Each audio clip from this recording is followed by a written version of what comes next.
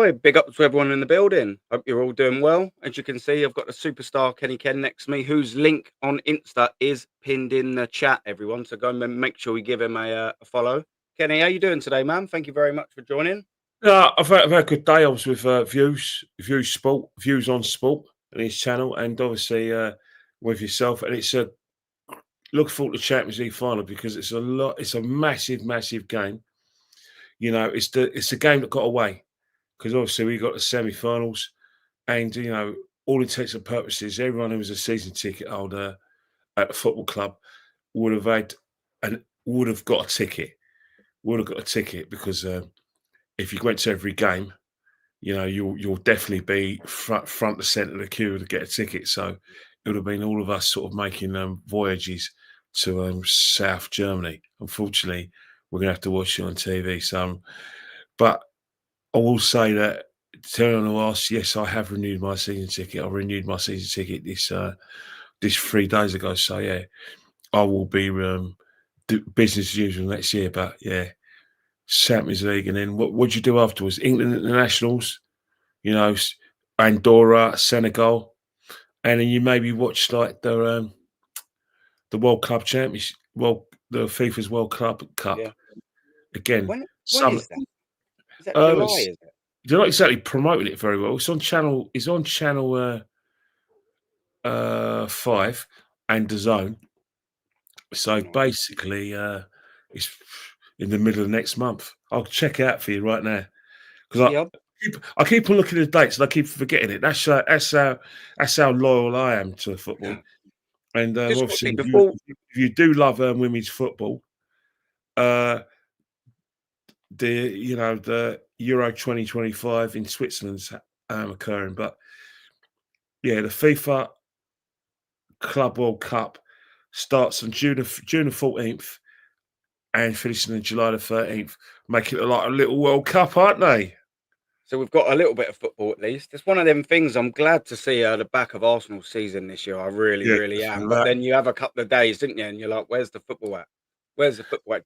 Just quickly, Ken, what season ticket did you renew? Did you go for the 23 game or the 19? I went 23 because I Yeah, think if you go for the 19, then if obviously if there's FA Cup games or if there's Champions League games, you're going to the ballot with the Silvers and the Reds. yeah. So yeah, they're trying to even out the fairness, and it's really and truly they're basically trying to say, you know what, inadvertently, and they probably don't even realise they're doing it. They're basically punishing people for spending less money, as to say, well, if you think that you're gonna pay for 19 games, and then think you're going to be able to keep your seat for the lucrative Champions League games, you can do one because that's what they're basically saying that you do. Because they're trying to, all they're saying really is that you don't want to commit to the football club, but you still want first nibs at the lucrative Champions League games and FA Cup games. So basically, again, it's basically saying, you're right, you pay your extra 200 pounds, you'll have first choice in keeping your seat for all the cup games. Yeah. So really, truly, if you're that way inclined, there's no winners. But you know what?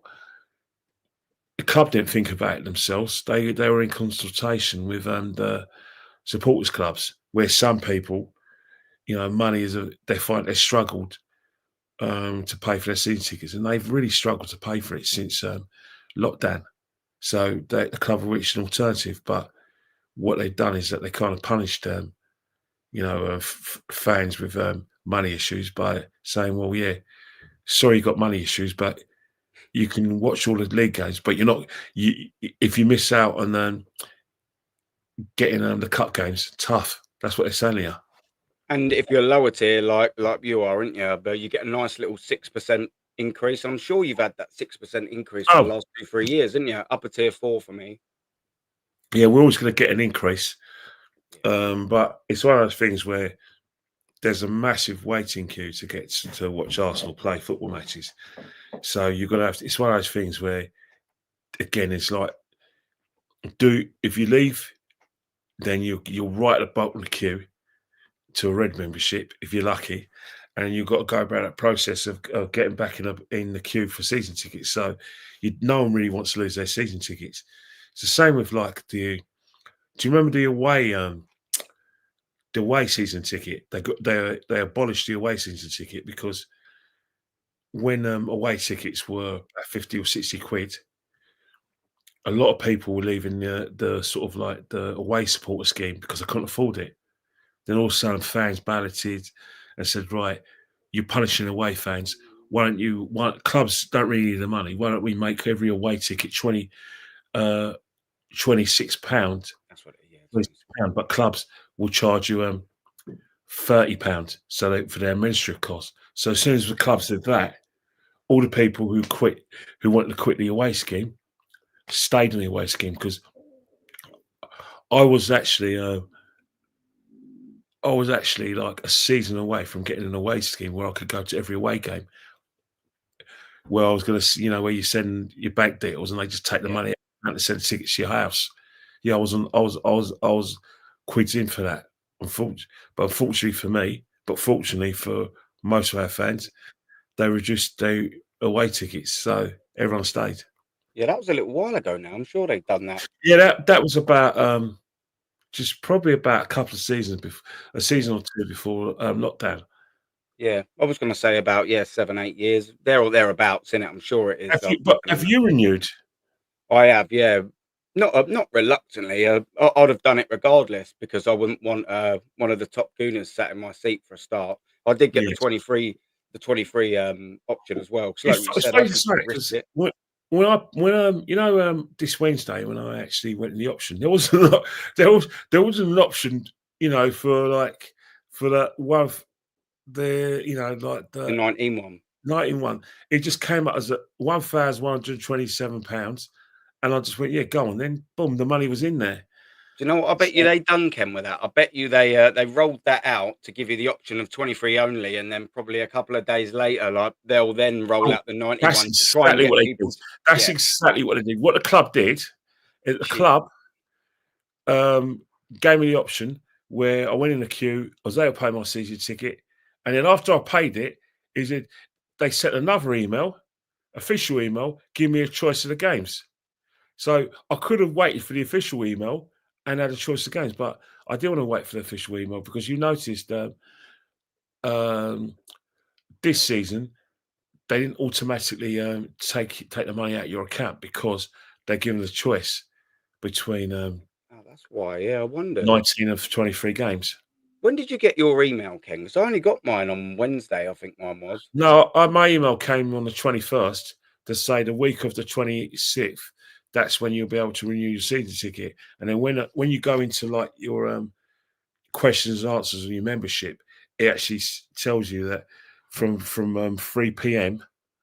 on the 28th, which is the Wednesday, that lines will be open in order to renew your season ticket. So as soon as I came in, I actually it was 3 o'clock. I went into my membership and it basically told me to do the sort of prove I was a human, and they said, right, you're in a queue, and then it opened it up.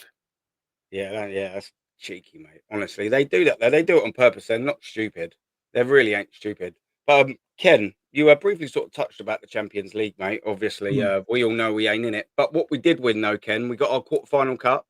We got that against Real Madrid. That's right, yeah. A great day out with the Lads Cup. We've got that nicely secured. We'll be living off of that for the next 10, 15 years. Big up as well, views, by the way. We got don't we do that, Arsenal, innit? We live with, but the problem is that that's what Spurs fans were doing. Spurs were doing that under the Poch. Still living off like great memories. Like, what did Frank Lampard say about Spurs? If you beat Spurs, they get a DVD out. Which is actually true. They did. I'm not even joking with you, Ken. I promise. And on my art, yeah. It was about 2 years ago. I checked on it to banter one of my Spurs mates, and they still sold, promise you, on their club website that DVD of the 4-4 for £1. They had it knocked down. They still sold it. That was like 15 years ago. Yeah, but that is the situation with Tottenham. But we're like that now. You think about Spurs' sort of like mini success under the Poch. you look at the setup of the teams. Both teams were very, very good teams. Had very strong defenses. Had very robust, big guys in the midfield, and we battered teams, and we were so hard to beat. But we were just short of winning big trophies and short of winning the title. Alderweireld, Vertonghen, Saliba, Gabriel. You know what I mean? Yeah, that Raya, Lloris. Alderweireld as well, wasn't it? Yeah, exactly. Yeah, Alderweireld, late. Yes, it. Lloris and Raya. Similar feel, similar kind of results as well. All that we're probably a bit closer to winning the title, but played the kind of same way. Robust. Teams took us seriously, but 1-0. Now, if you told Arsenal fans that sort of compared those two teams, they're all ready to fight you. But if you actually look at the stats, it's actually not far off. Yeah. Yeah, no, facts. Do you know what is a little bit embarrassing? Obviously, we've all had a little chat and a chinwag about how Spurs have won something, and that's not surely, Ken. You've got to consider Arsenal's season a complete and utter failure this year. Spurs is Oh, a yeah, success, definitely. isn't it? You wouldn't swap that, would you? I don't think we've spoken about it. You surely wouldn't swap our season now for quarterfinal cups here, quarterfinal there, No, second place for a look, trophy, innit? look. At the end of the day, Spurs have had a better season than us because they've won one of the biggest prizes in football, the Europa League. And it's still a massive prize. Doesn't matter which team was in it, they won the trophy. Crystal Palace have had a better season than us, so Newcastle, because they won a trophy. The fact is that 3 London clubs have won trophies and Arsenal haven't won anything. Arsenal fans could, go to sleep soundly if they want and say, well, yeah, it's only Europa League, it's only a Conference League, and, we finished second again, so, yeah, we've made progress. But any Arsenal fan worth their salt would be gutted, upset, confused, irritated by the fact that Tottenham won a trophy. It took me a long time to get over it, and I still haven't over it. But the actual pain and confusion that only went away on Tuesday. Yeah, it does stick with Oh, you, doesn't it? yeah. So, for instance, they won that competition on Wednesday. Oh God, I was so gutted. It was so astounding. When they lost to Brighton at home 4-1, it That was still obvious. Always going to happen, wasn't it? that was always Always. going to happen, but it Yeah. still pained me because they were still parading the trophy, and their fans actually didn't care about the result because they won something. But it's a case of I remember a good friend of mine. I haven't seen her for a long, long time because we used to grow up in Islington and her estate, and she was one of the few people in the manor who supported Tottenham. And she let everyone know she supported Spurs because she used to wear a shirt on the back of it, on the back of her name. She used to, instead of calling Klinsman, she called herself Klinswoman. Fair And her dues brother to her. supported Tottenham. And there were a few people were knocking around over a start. I didn't know I was Spurs fans. I only found out I was Spurs fans when they got to the Champions League final a few years back. So when I opened the Facebook up, and I didn't mean to open it, her name came up. Where is she? In the corporates at Tottenham Hotspur with her brother, herself, and her 2 friends from the manor and her partner. With their hands up, watching Spurs play and then seeing the Europa League trophy. Do you know how embarrassing it is? I Then, do. of all two, man, and I've got a lot of time for my good mate. And we used to laugh at her shirt, Klinswoman, but it was actually quite funny. But it was but it was actually like a funky name that she gave herself. Yeah. But That is funny. having to sort of like having to face her, and I don't see her for a while, and I don't want to see her anyway. Then face her brother, and then face a few people, and I've got really close friends who are from Islington but support Tottenham. Having them down in my ear is awful, Mate, awful.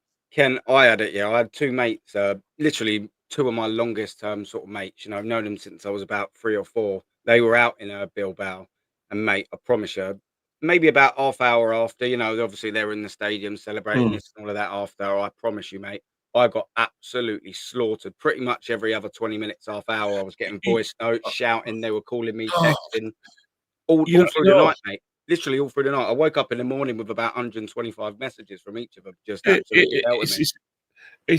it's the same for every Arsenal fan. You know, my cousins are at Tottenham as well. And he hasn't messaged me. He doesn't have to. He's probably waiting for me to message him. He's not gonna. I don't want to talk to him because what's happened. But you know what? You know what? Reason why Arsenal fans are upset. It's not just the fact that they won something this season. We haven't won a trophy. It just sort of, brings into focus, illuminates our shameful record in Europe. I think our record in Europe shames us all. It shames us all. Embarrassing. Embarrassing. Come on, man. The fact that it's been what's it, 94, 31 year in the European wise since we beat Parma. That's not good enough, Yeah, man. it's just, Nowhere and near good enough. a lot of Arsenal fans seem to forget that we won a trophy in 1970. Some Yeah. of them know, some of them have forgot and actually listened to the inaccuracies. For instance, And electronic, two legs. yeah, and that. But you go on some of the shows like DR Sports or the other channels, they actually think that we've only won one European trophy when we've won two. But even so, West Ham have won the same amount of European trophies as we have. They actually went 58 years between winning European trophies. So they won two European trophies. We've won two. Not that for us all won two trophies, European trophies, but they had to be two Sure. European Cups. Yeah. And obviously, Man City have won twice in Europe, but one of them's a European Cup. You know what I mean? It's just, yeah, don't get me wrong. We're probably as Glasgow Rangers and Celtic have won one European trophy each. But in terms of like compared to Chelsea, compared to Man United, and definitely compared to Liverpool, it's night and day. We call ourselves a big club, and we kind of win anything of great note in Europe for 31 years. Do you know what I think's Yeah, embarrassing, Ken? That obviously Liverpool, Spurs are going to have to play one of the big boys later on. They're playing yeah, obviously, in the Super Cup. They're going to play the winner. We all know this. The embarrassing thing is if the worst case scenario should happen and they actually win that, they'll equal our entire European history, our entire 140 nearly year yeah, history in yeah. 2-3 bloody months, Ken. That Well, just you can't can't look happen, at it. mate. And the thing about it is that they are counting European Super Cups as major trophies in Europe, Yeah. and they are counting World Club Championships as well. And so obviously Spurs can't make the World Club Championships, but can you just imagine if they win the kind of the European Cup, Super Cup, and guess what? They happen to play PSG and they beat PSG, and they go, "Here you go, Arsenal fans. We just show you how it's done." I It, didn't even think of that, Ken. That'd be even worse if they beat PSG. But I still think that Internazionale have been favourites for the title for probably from day one. Themselves and Liverpool were the initial favourites for the title, and obviously Liverpool played an excellent PSG team where they lost to two brilliant performances, albeit taking the penalties. And but Inter Milan, you mean after Liverpool went out, it was always Inter Milan were the favourites. So going into the game, there's actually there's more pressure on PSG, but there actually should be more pressure on Internazionale because in Internazionale have been Imran's favourites. Yeah. Have you changed your mind? Because I'm the same as you, Ken. I've fancied Inter Milan from the very start. Looking at Mm, how defensively good they were, fact that mm, they've been in finals, they're knocking on the door. I've wanted them from day dot as well. Does the resurgence of the PSG sort of side in Europe? They've been fantastic since they had a sort of lackluster sort of league stage, group stage, whatever you want to call mm. it. Um, they've sort of gone from strength to strength. They're playing Oh yeah, really well. definitely. Their midfield's cohesive. They've got forwards that make good runs. They've got forwards that Mm, can finish. Maybe not necessarily an out and out striker, but they've signed well. They've got players like mm. Doué and Kvaratskhelia. I mean, come on, man. Have you changed your mind, or you still think that No, I they'll still have think they'll have because the enough? thing about Inter Milan is that it's not so much like the goals that they hardly ever concede, although 3-3 home and away, 3-3 and 4-3, that that you can sort of challenge that. I just think with Inter as well is that even if PSG get in front, Inter have got the players and the players off the bench to come in and win them. And they're not like big names, but they're one of the teams where they're very effective and very clinical as well. Like, like I said, Marcus Thuram isn't what you call one of the best players in Europe, but what he does, he holds the ball up pretty well. Martinez gets goals, and Dumfries is like, he's just dangerous, especially in attacking areas as well. And he's direct as well. And Inter just find a way. They play three at the back, but even with three at the back, they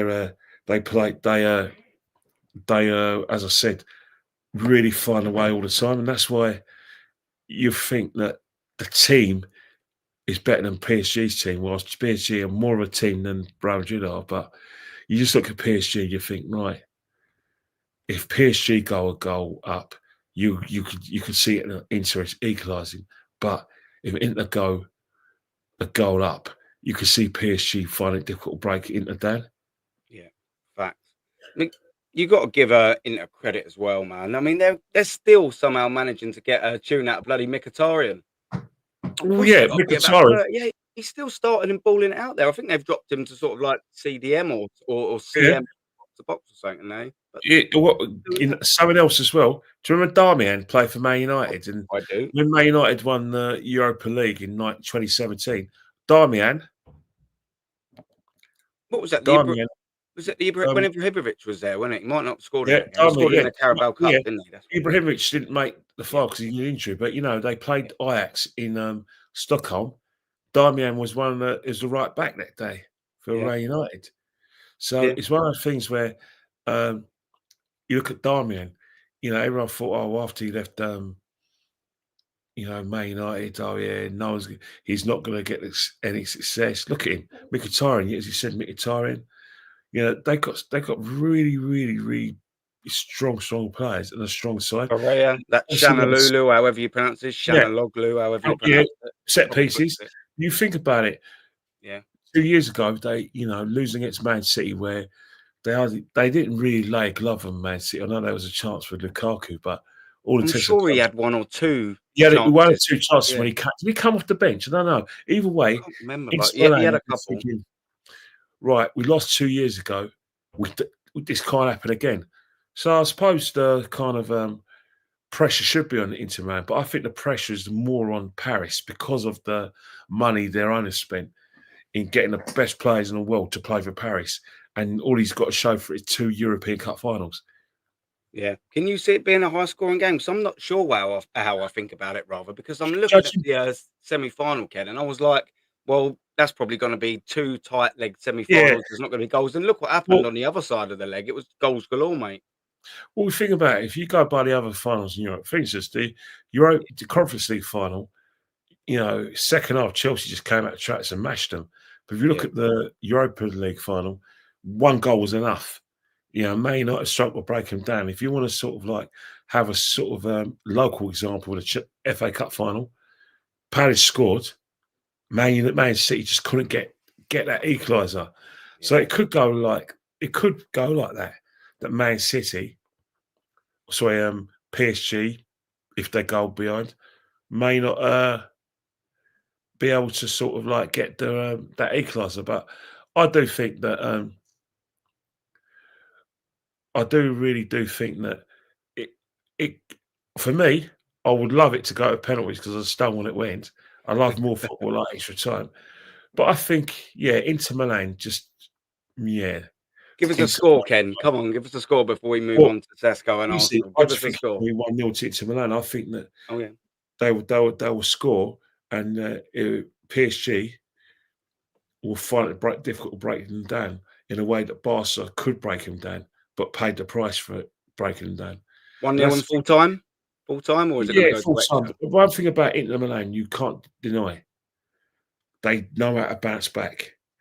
They got the players, they got the system and tactics to get back in the game. Very clinical when they get the chances. That's what makes them really dangerous. Whilst PSG play football, a lot of panache, but they can be wasteful. You know what I mean? When they played Yeah. us at the Emirates, they should have, they had enough of the ball to give us more trouble than they did in the Emirates. So I'm not talking about both the semi-finals. I'm talking about the group stage, the league game, where they played actually well, but they couldn't break us down. And then look at the first half. We was Or all the over first them, leg weren't we? The against second Liverpool. half was Yeah, there. but They were there for the taking, weren't they? For a bigger look scoreline. at the first leg against Liverpool. Yeah. They absolutely smashed Liverpool, Yeah. murdered them, and Liverpool. Only Liverpool know how they won that game, and then again, there were times at Anfield when they were on top, but they only had the goal to show for it, the early goal from Dembele. So it's one of the things where PSG. I'm not saying that they're going to sort of lament not having an out-and-out striker because the goals are still flowing in. But one thing they may lament is if they don't take one of those chances today. They don't take any of those chances.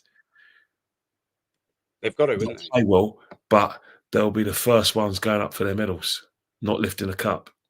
Yeah. Do you know what, mate? That segued me quite nicely, yeah, because we're obviously watching two teams that we've play in a final. We're again watching from the sidelines. Semi-final is clearly our ceiling. Why? Because we haven't got past one. We ain't got to a final in a long time. 5.5 years, 5 years, sorry. Is this man going to be the striker that we need to fire us there, Ken? Because, we need some firepower up top, mate. And I don't know about you. I don't really like this geezer. I'm not a big fan, considering the strikers that are available. And there's not a Mm, plethora of top elite strikers. There just isn't. But I just don't believe in this guy. He's 21. He's young for me, Ken. He's a mm. project signing. We don't need someone for 2 years' time or for next year. We need someone for now, Ken.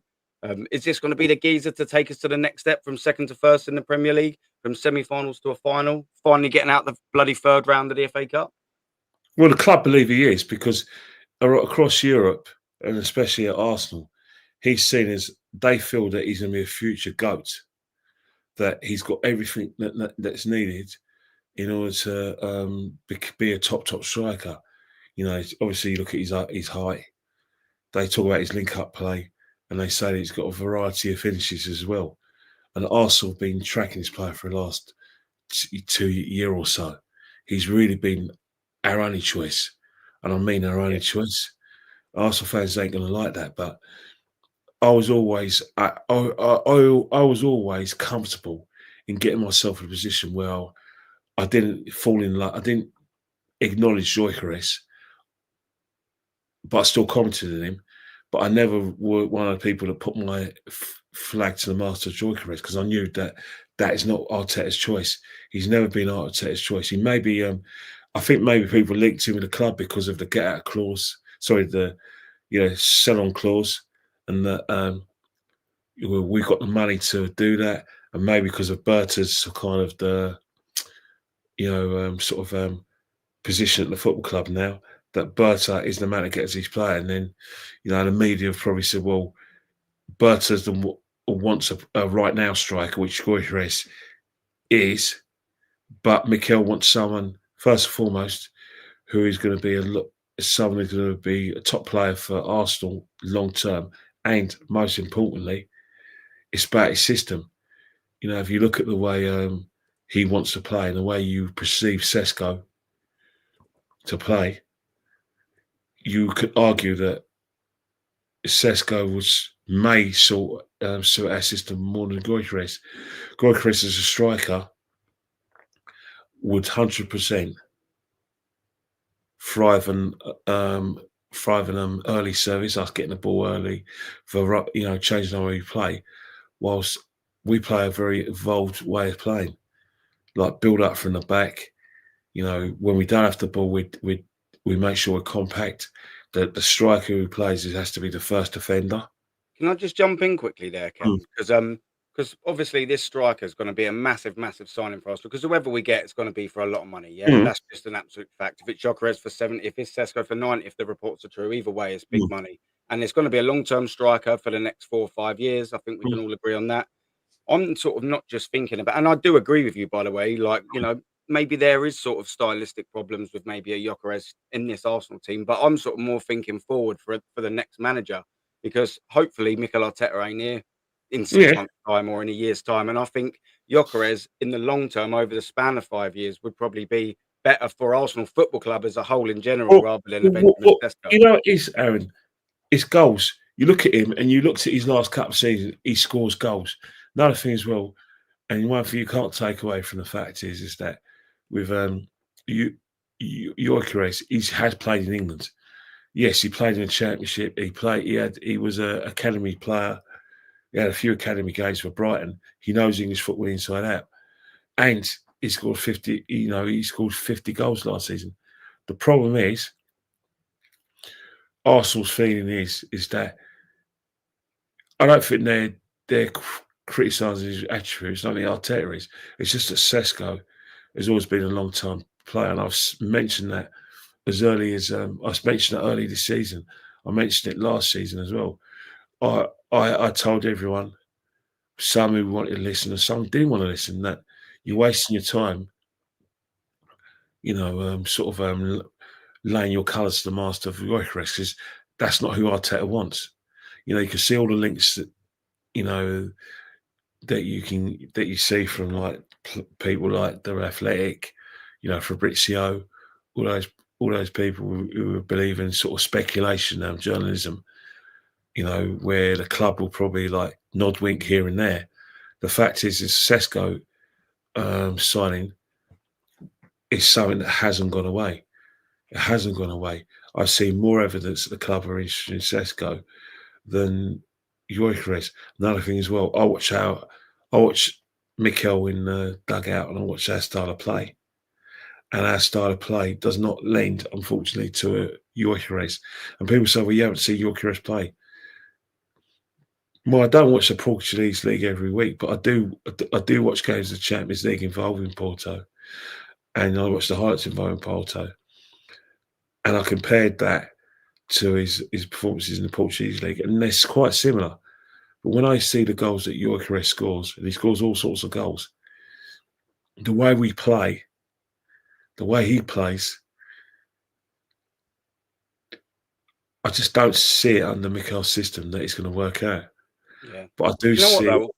I will say, Ken, that Mikel needs to change his bloody system, because whatever he's got going on ain't working, and he's proved it over the last few years because we haven't won anything. One thing I will say about, and you've said it as well, like the Gyökeres thing in the league for the last 3 seasons, Gyökeres just alone in the league, 89 goals, Benjamin Sesko 43.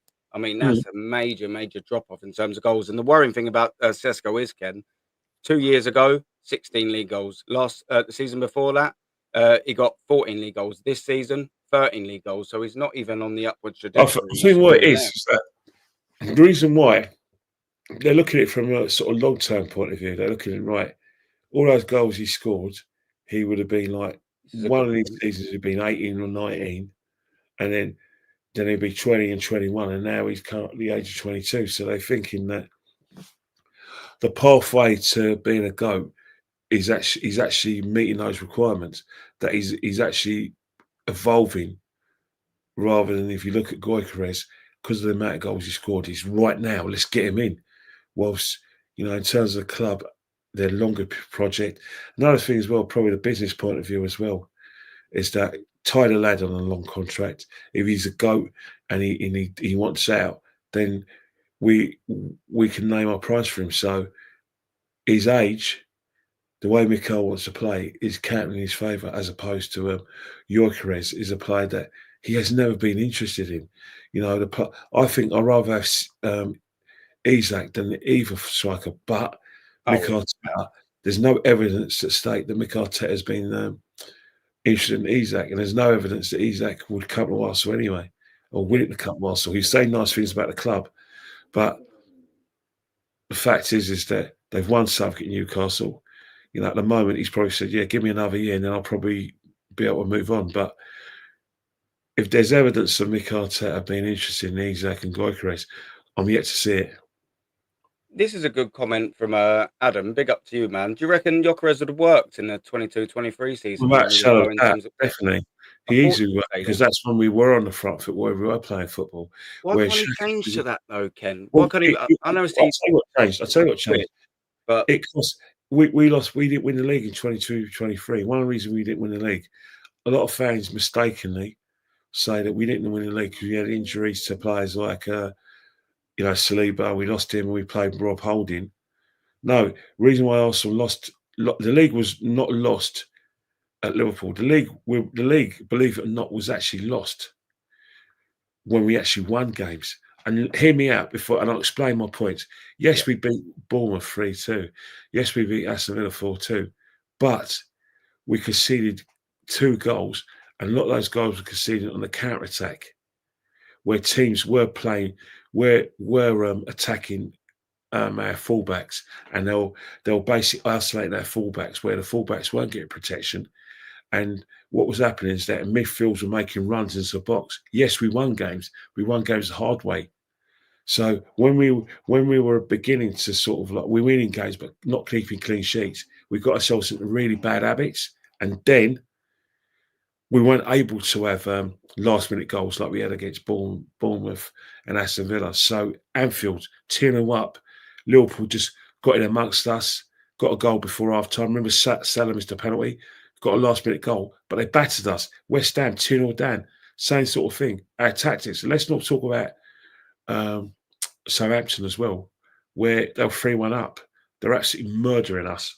So what Arteta did is that he basically adopted a new style of play where we'll never again get outnumbered on the counter attack, and we'll never ever be able to isolate our fullbacks like we did before. So basically, in a sort of like official terms, Arteta didn't want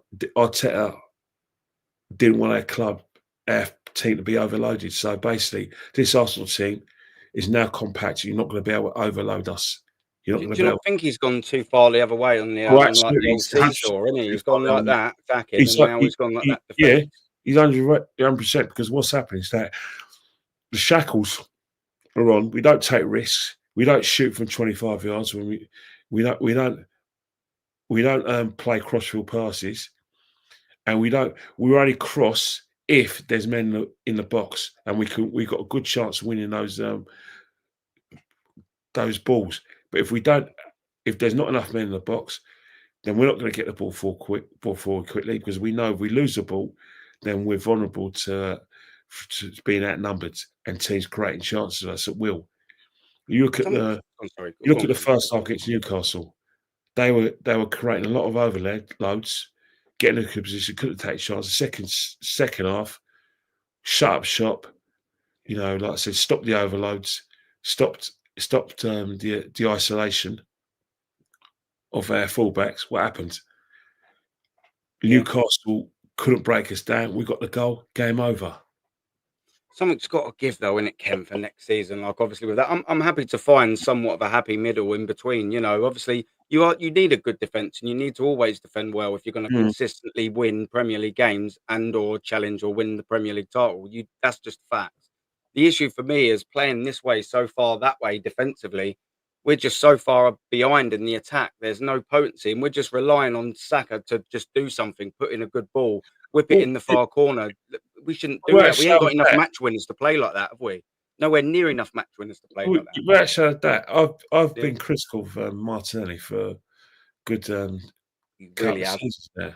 First person I And heard. I'll question his place in the side.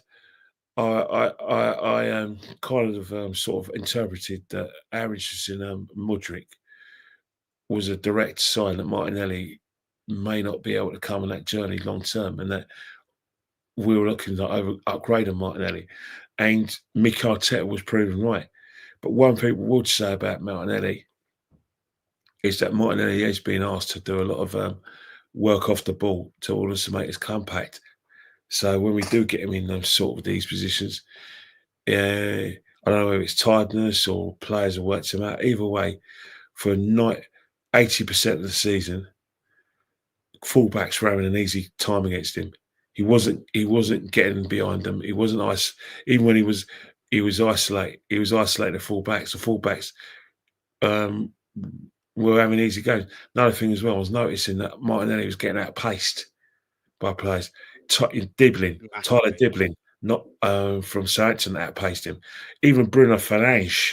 Who was it Ashley Young as well? Was that this season? Ash, Ashley Ashley Young Young at played in our game, home or but away, sorry, was it? it One of was no, it I was, think it it was was the both. home one, wasn't it? I think it was home. I think it was the The 0-0. away game, but even and Liverpool in the home game, you know, Kanate was actually just had him in his pocket. So there was a lot of times when I wanted Martinelli to be replaced on the basis that I don't think that Martinelli's evolved a footballer. Another thing as well, you can't have the same sort of like standards for Martinelli as Saka. You look at Saka. Saka, the reason why Saka plays regularly for us and for England because 90% of the time he makes the right decision. He Yeah. makes the right decision when it comes to putting crosses in. You know, like I said, shooting on sight, and the link-up play is decision making. Whilst Martinelli is night and day. Martinelli's decision making is questionable. If you're He's a gonna play, Ken, innit, without a striker, you need to have 2 Sakas. You know, you need to have one on the left, one on the right, almost like he's scoring Firmino goals. and then Scoring goals. with a Mane and Salah-esque. If you're not Yeah, gonna have that striker, you need them to be making the right decisions, and yeah, you're absolutely spot and, on. Martinelli and don't. Martinelli hasn't held up his Yeah. end of the bargain, For and 2 that's the years now, thing. Ken. For 2 seasons as well, Ken. That's right. Yeah. Right. It's 2 seasons, and one thing I would say is that that's an area that every Arsenal fan knows we've got upgrading. You know, a lot of Arsenal fans have mentioned Nico Williams on a basis that he's an upgrade. Although some Arsenal fans, Nico Williams doesn't score enough goals, and sometimes he's not what I call sometimes he's a bit impetuous in terms of like the fact that he doesn't always make the right decisions. But we saw enough in the Euros last year to say, well, yeah, that's a different upgrade than Martinelli. And that's what we're talking about. I know a few people are talking about Lookman, see what the situation is. And, Lookman has had his chance at our game. I think the game was probably too quick for him, but the Italian game suited him. But, he could come to Arsenal now where he's a much better player now. He's a season virtually as, an experienced player now. So Yeah. those are the names that we mentioned. And Rodrigo, but I don't think he Rodrigo's needs to another be one let go, who, yeah, who, who, could, who for me, he's the position I think he would like to play is yeah. the position where Vinny plays, Vinny Junior plays. So I look at those areas. I think, yeah, we could strengthen there, and Do you know what as that's well, Ken? Sorry to that's interrupt right. you as well. It's also worth noting, and Mad Max put it in the chat, and I was going to say it as well. When big up to Mad Max. Let's not forget in that season when he was actually pretty good, Martinelli in the 22-23 season, he tried spending 90 million on Mudryk, a left Well, yeah, winger. So definitely, yeah, even but he knows that he needs an upgrade, and that was 2.5 years ago, Ken, isn't it? yeah, and that's the thing. A lot of Arsenal fans went, "Oh, we dodged a bullet." Sometimes, right, there's circumstances where a player succeeds at one club, but doesn't succeed at another club. I think that the Chelsea team that Mudryk went into, obviously, he's now having an enforced rest Yeah, for an enforced rest. We know why he's having an enforced rest, but you know, I think that Mudryk would have done better at Arsenal because he was playing a better team, and he was playing in a team that is going for silverware. Now, it's not no impact on Chelsea because Chelsea used to be the team that does compete for big titles and does sort of like crack the whips for silverware. But there's no denying that there is a problem with Martinelli. That yeah. the manager identified a problem with Martinelli. In fact, there were times, sometime last season and at times this season, when Trossard got the nod over Martinelli. So it's not as if Martinelli was a regular where you think, right, he's the first name in the team sheet. He wasn't. Yeah, he had a little injury, but it weren't, months and months. That's sort of it. Yeah, he Yeah. just hasn't been good enough. When you're good, you nail down a spot. It's as simple as that, and it's down to someone else to try and take it away from you by Well, better performances. and the thing about it is that a lot of Arsenal fans, because of his pace, say where you can play up top, false number 9. And I must admit, I did think that Martinelli would occupy a position at Leicester way before Merino got a nod, and I was pretty disappointed because I thought, right, but again, Arsenal are a physical team. We're a very, very physical team. You look at the players on our side. You look at the main spine of our side, or you just check out 8 players. We got about we we got about most of those players are are are over 6 foot, or are either 6'1" or Yeah. over 6 foot 1. They're a big team, big physical team. So It's again, again, it's funny, isn't it, how we've gone from saying Arsene Wenger side where do you remember we had the midfield where it was just yeah, like little Rizikis, no, no, Fabregases, Nasri's, no, Flamps, do you know what I mean? All them little, now we're the other way round, didn't we? We this can't seem team's to a ever get powerful that in the team. middle. This Just team is a very the, this team is a very powerful athletic side yeah, where our athleticism is in our favour. You look at, even though he's not over 6 foot, but Marzu Skelly, athleticism, and he's extremely strong, hard to dislodge the ball. You see Saka's very strong, hard to dislodge the ball. And then you look at Declan Rice, big lad, strong lad, 6'2". Partey 6'1". You know, Kivior 6 foot. He's about 6'2". Saliba 6'4". Gabriel 6'2". So we got basic Benjamin White 6'2". We've got a team of 6 footers plus yeah. on the side. Men, So that's a very, very athletic team. yeah. Yeah, no, no, it's facts. I just again, I'll use that sort of that phrase. I just want to find that, happy medium where, we can just get some smaller players to knit around them sort of big, No, powerful athletes. You know what that's I not mean? gonna happen. In modern football, it can't happen. You know, little diddy men and a small and perfectly formed, players who dominated possession through their football. That's kind of dying out. Even in Spain, that's kind of dying out because it's one of those things where athleticism wins. Don't get me wrong, you can still, dominate possession, but you have to earn the right. Barcelona, when they play against internationally, when they had a lot of possession, they had to fight to play like that. PSG, as you saw against us in the second leg, had to fight to earn the right to play their possession-based football, which kind of evolves into a quick turnaround when they're in the sort of opposition opposition box, where it's like European football, slow, slow, quick, quick, slow, getting quick, right, right. You made me Inside jump then, the Ken. field. But you know what I mean? If you look at it, that is European football, international football.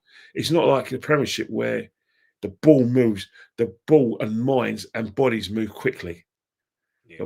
Even though technically we're a lot better than we were before, we play more football on the floor, but we haven't lost the athleticism we had previous to playing. Where we were obsessed with 4-4-2 and obsessed with a longer pass.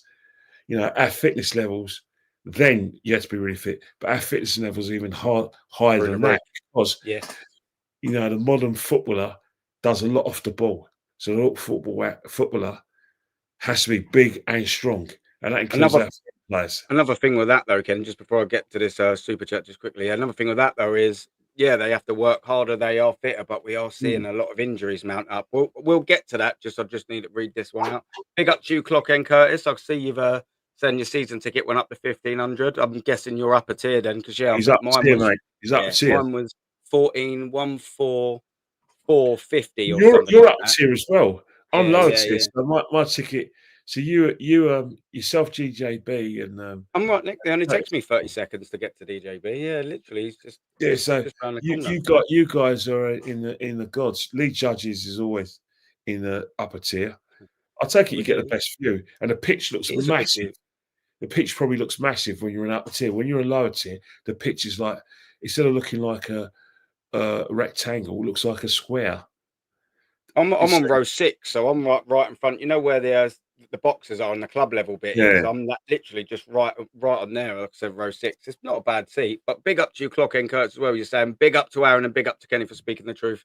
We will always do that, my friend, and calling out the players and Mikel Arteta. We Mm. need to show some more ambition and transfers. Exactly right. Meanwhile, our season ticket prices go up. We will always be the end of it, mate. Do you know what I mean? We'll always be there, but guess what? They'll fleece us because they We're, know we'll always we're be a there. sure thing. The match Yeah. going fan is a sure thing because at the end of the day, no matter how much you punch him in the gob, disrespect him or her, they still come going. For instance, kickoff times are a joke.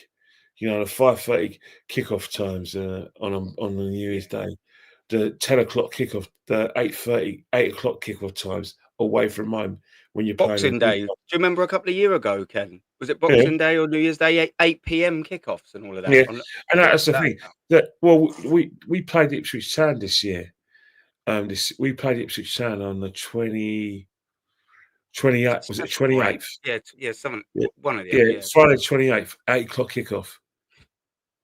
It's ridiculous, Yeah, isn't it? and then obviously you talk about Boxing Day. There's no there's no train lines running, both overground and sort of UK wide. So Arsenal fans who live outside London, if they want to come to an Arsenal game that happens to be on a Boxing Day, they have to find a way to get there, either get a coach or drive down there. Someone takes pity on you, or some people just can't get there, don't come.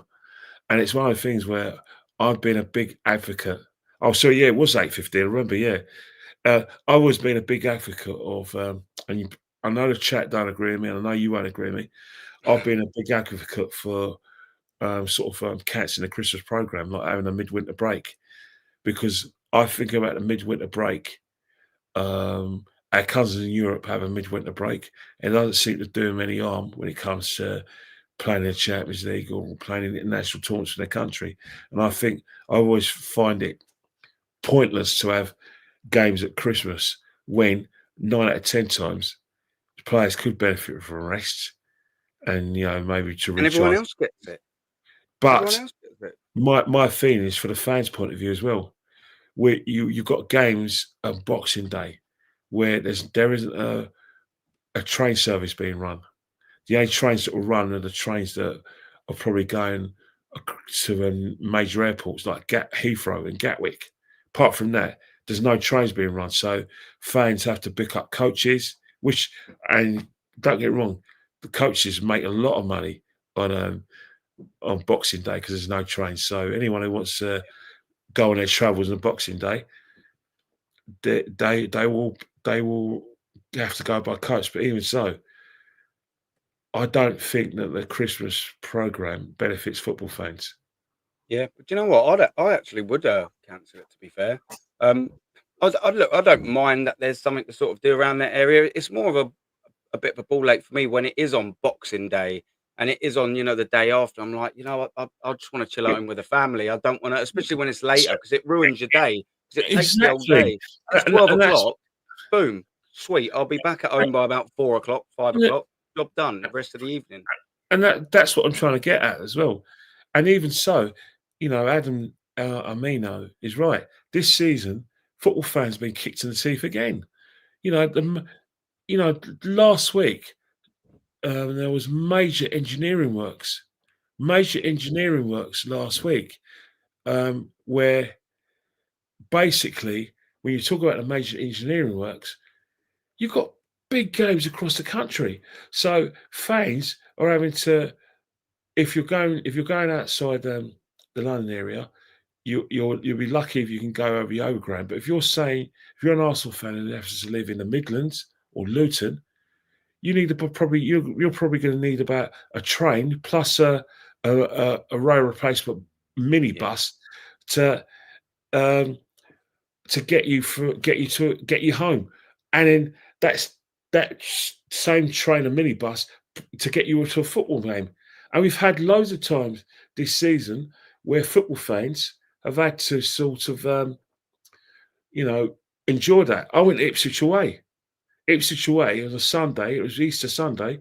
I needed a 1 hour journey from London Liverpool Street, where was basically like a joke. I had to take basically I had to get a bus from what's it, Billericay. So Liverpool Street to Billericay, and I got a bus from Billericay to Colchester, didn't see and then O'Hara, did you? From Colchester, we finally got a train that gets us to Ipswich. So it was a 2 hour journey. So can you think about it? A train journey to Billericay, a coach journey from Billericay to Colchester, and then you get on the train for cultures to Ipswich. Make it make sense. But that's what a football fan has That's to a enjoy. ball ache, mate. And that's the thing. They see us coming, but the fact is that we enjoy that because we love football. We love the club, and football is part of a lot of our fans' social lives. It is their life. There are a lot of fans who don't have wives, they don't have children, they don't have husbands. They're married to Arsenal Football Club. Some of them don't have friends. That this is their club. This is what gets them going. And yet we kick them in the teeth when they're loyal. We kick them in the teeth when they spare thousands of pounds to go and watch us in Europe. Yeah, it's not cheap, is it? When you add everything up, like when I went to Porto away, not Porto away, sorry, Sporting away this year, you think you got to. I know it's all silly, but it all is a pricey. You got to go to petrol to the to park, and you got to pay to park in the airport. Then you know, you got to obviously get your flights, your accommodation, drink, and all of that. It all adds up massively, massively adds up. That's without ticket and etc. etc. It Mhm. costs hundreds of, like you said, if you go Yeah, to a few of them, thousands. well, and that's the thing. Meet us halfway. And the thing about it is that I don't understand why football clubs don't run, don't have, don't run, don't pay for, independent trains to get fans from A to B, especially when you're asking fans to on Boxing Day to attend matches at 8:15. As I said, they think, well, we're playing West Ham. That's fine, but how many? Not we know factually a lot of Arsenal fans come from don't just come from the home counties. Some of them, some Arsenal fans come from the north. Some come from Wales. Some come from like Bedfordshire, deep Bedfordshire, and some of them come from like the Midlands, or even I know one guy, one fan. I chat to him. I finally speak to him, but the dad's a Cockney, but but he lives in Sheffield, and he's lived in Sheffield for a long, long time. And him and his son go home and away. They go home and away. The son's got a South Yorkshire accent, but he supports Arsenal because his dad's brought him up well. And for years, I've seen them at matches. And I finally spoke to them, and they said, yeah, they come from Sheffield. And there's one time when I was going in, I was on the East Midlands trains with them. You know what I mean? So I look at all of that and I say, yeah, it's one of those things where treat us a bit better. You know, if Yeah. you want to have these games on Boxing Day, at least help the fans get there. That's all we ask, is it? That's all we ask, Ken. There's a couple of questions I want to get to here before we wrap. Just a couple of quick questions. But big up to Joseph as well, man. Big up to you. OG in the chat, you absolute legend. And he's saying big up to Aaron and Kenny.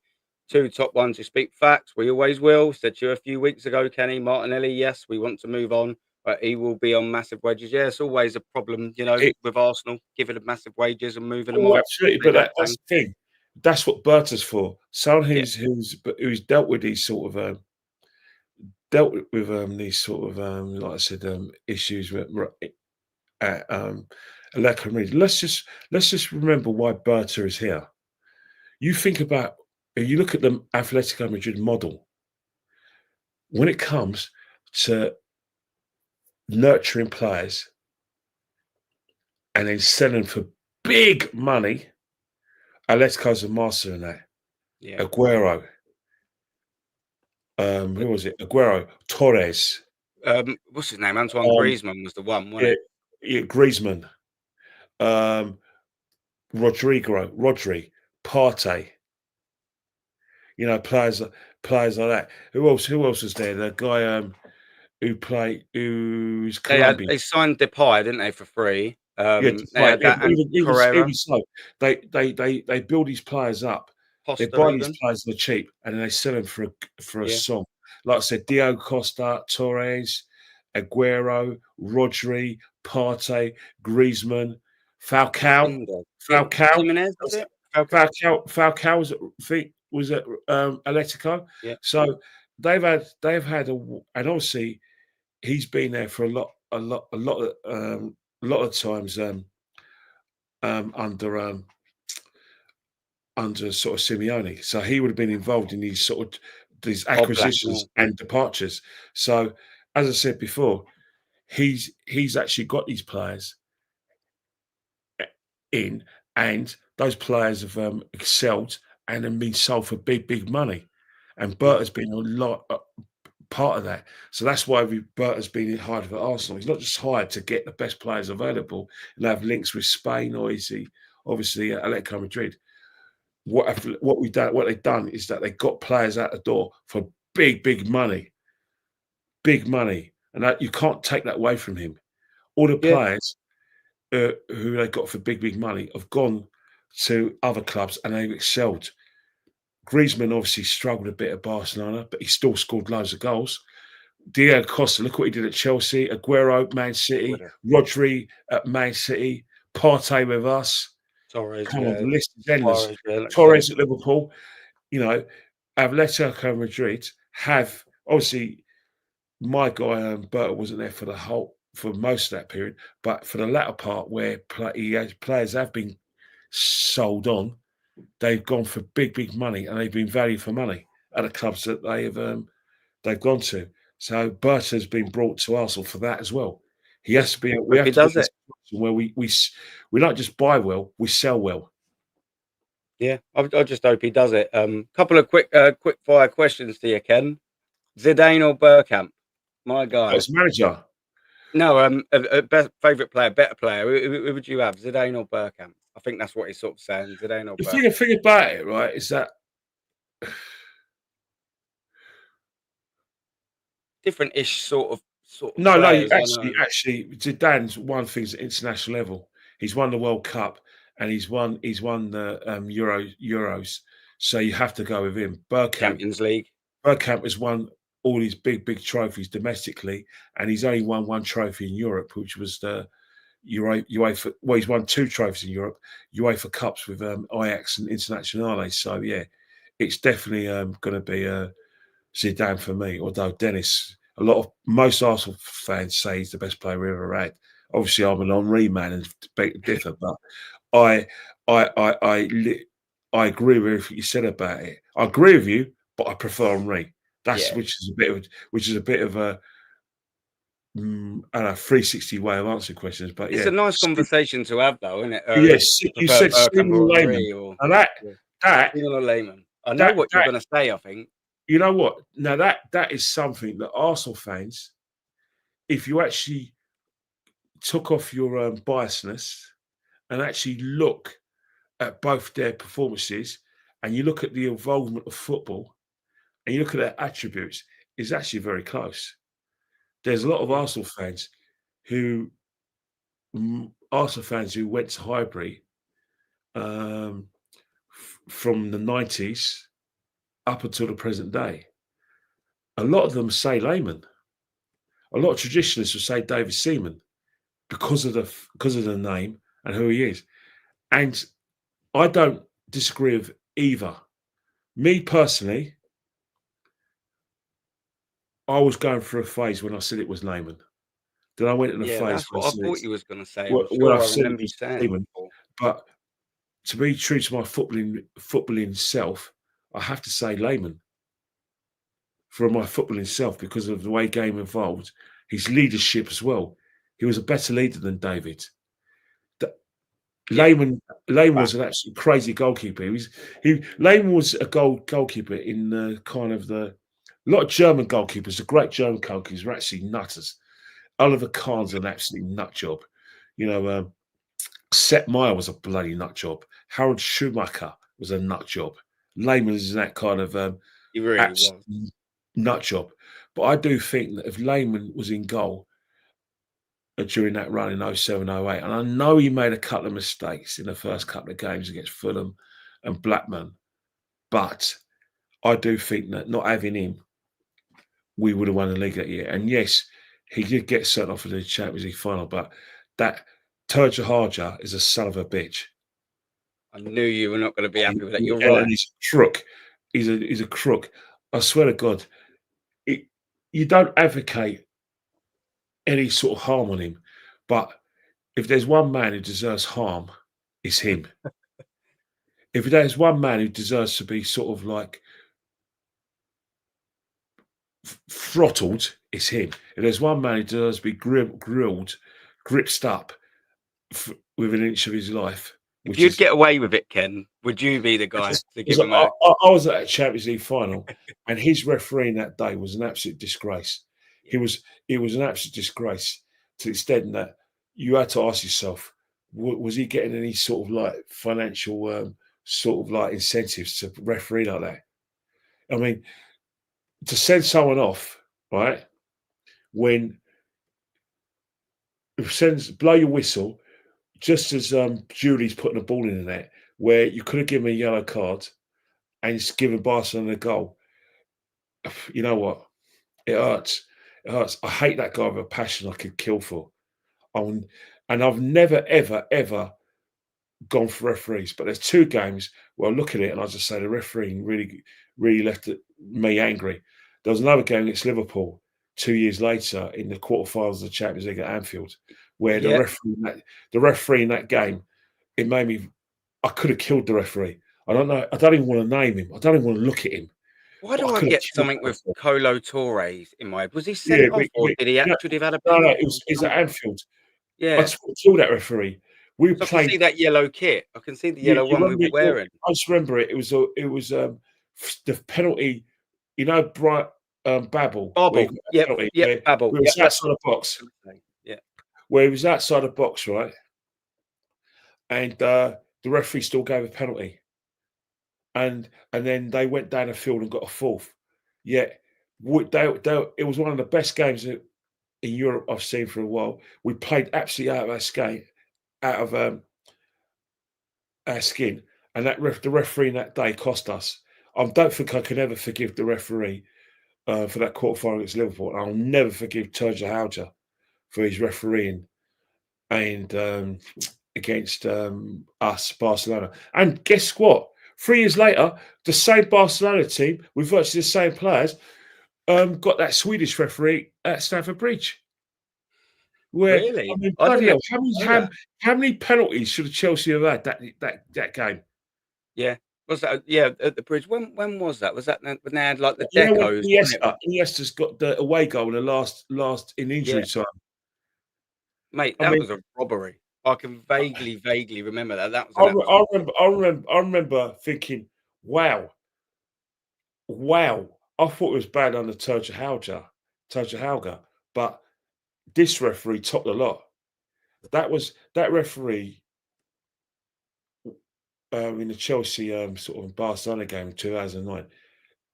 I've seen corruption, but that was just something else. That was something else.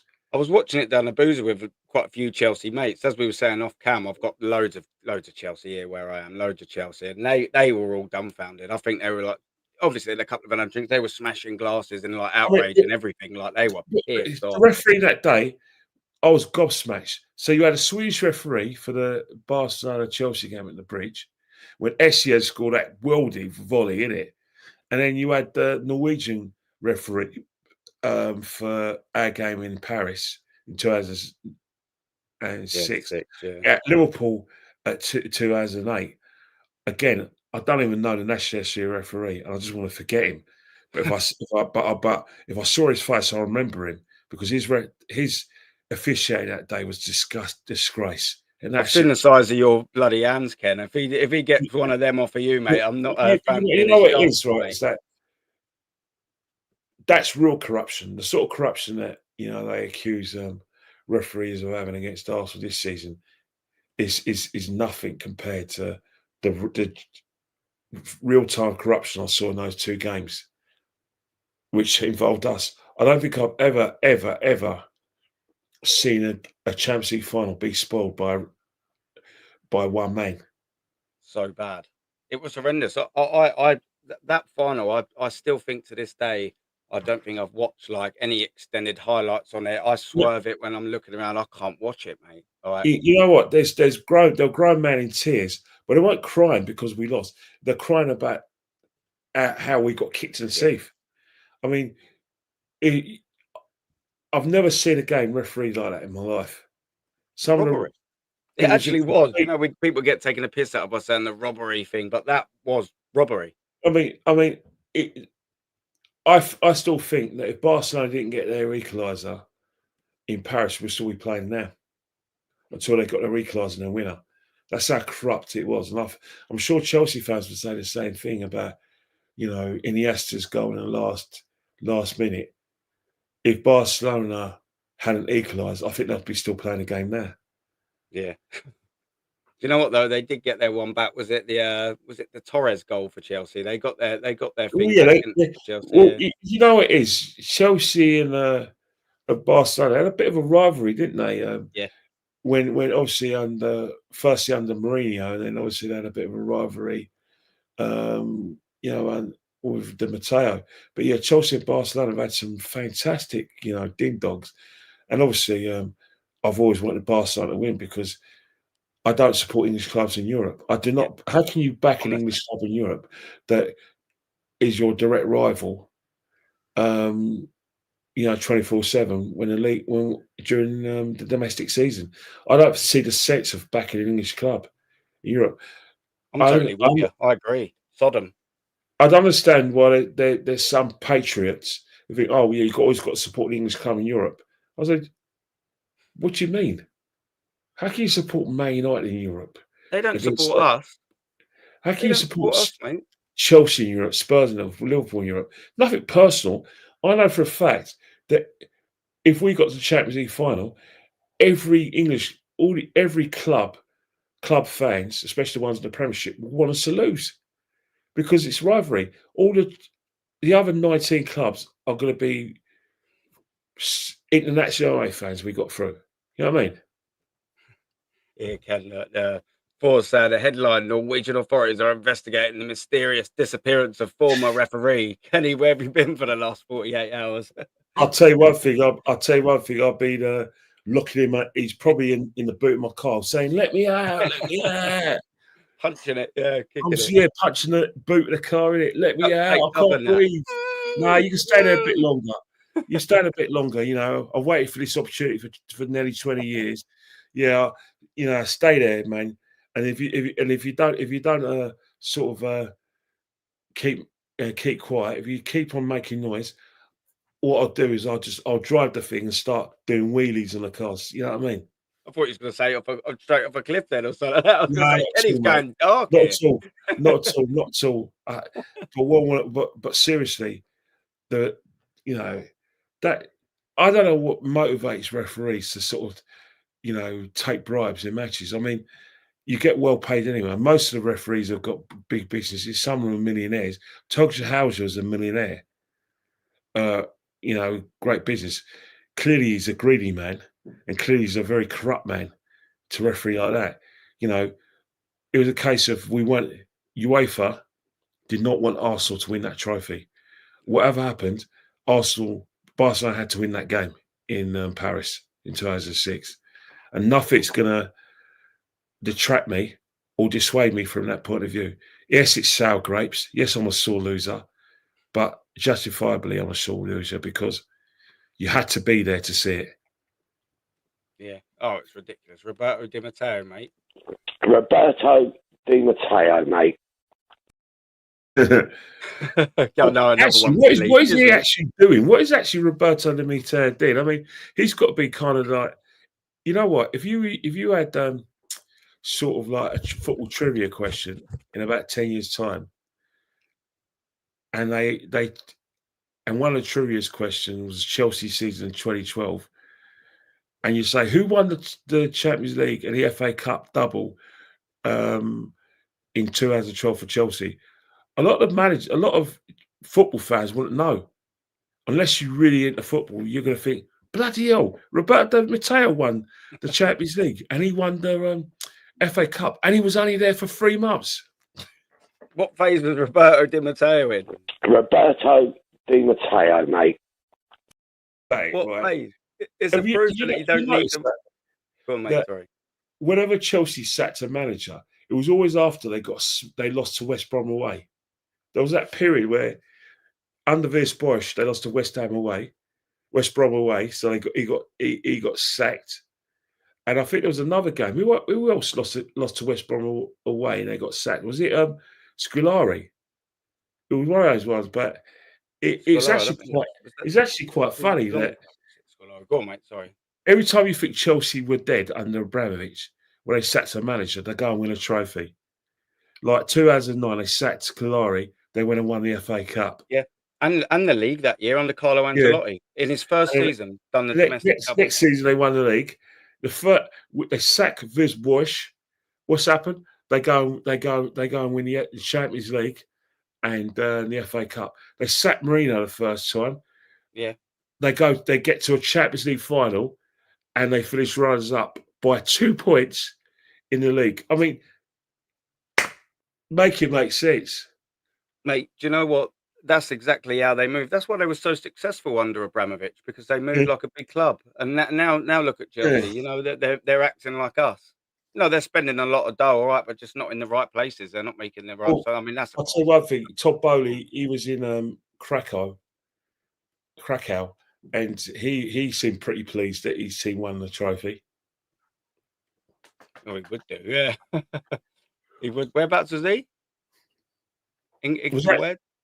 Krakow. Krakow? You know, for the final, he was part of the sort of convoy. You know, like when they go up to get their medals, and a representative of each club has to be on sort of the like the podium. Yeah, So it's the representative of each club is on the podium. Plus, you have to have the president of UEFA. Plus, you have a couple of UEFA dignitaries, and also the local politician of that country has to be on the podium.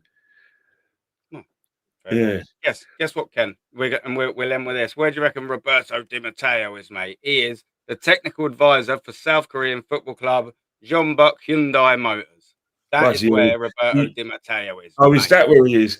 And yeah. he's probably telling everyone in South Korea about how he won a Champions League for Chelsea. Yeah, and he did. Fair dues to him. What have you got coming up, Ken? It's been an absolute pleasure to have you on. I know we've overran a little bit. Apologies. I don't know what's coming up because I don't know if people are going to be, if there's going to be any like live podcasts during this football season. With a live podcast, obviously with Lee, I love to be on it and I love to be considered. But right now it's a Champions League final, and to all the Nigerians and Ghanaians out there, before the Champions League final, it's the Jollof Derby. Ghana, it's basically was the Jollof Derby a few days ago, Nigeria versus Ghana, and now it's the derby of all derbies, Jamaica versus Nigeria, and anyone who's from London area. There was a bit of rivalry between Jamaicans and Nigerians back in the 80s and 90s, so that's going to be a bit of a game, and it's happening in your part of the world in West London, Aaron. Yeah, well, it is. Yeah, a little bit of a QPR in me. That is a little bit of West London, my neck of the woods. Now, big up to it. Big up to everyone, of course. And you know, if you are a little bit bored Monday, entirely up to you, Ken. I know you're quite busy on the Mondays and all that. Yeah, definitely. Welcome on mine at 9:30. Always, bro. As I said before, you know,